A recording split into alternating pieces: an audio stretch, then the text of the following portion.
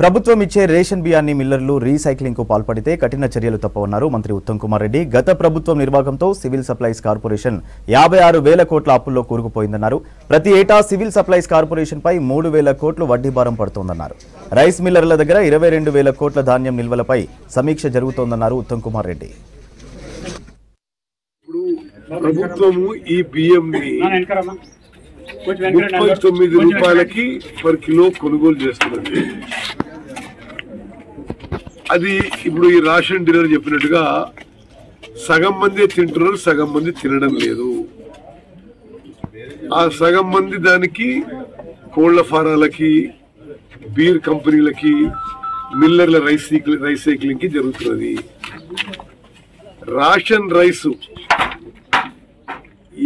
ఎవరైనా సరే రీసైక్లింగ్ కి పాల్పడితే కఠినమైన చర్యలు ఉంటాయని చెప్పి నేను హెచ్చరిస్తున్నాను.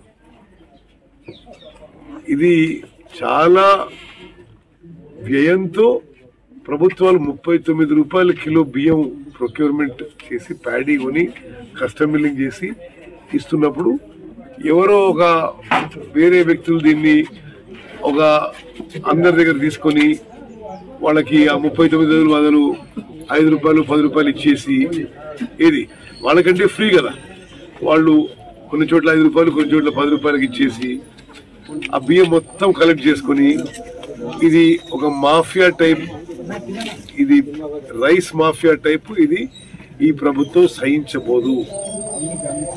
చాలా కఠినమైన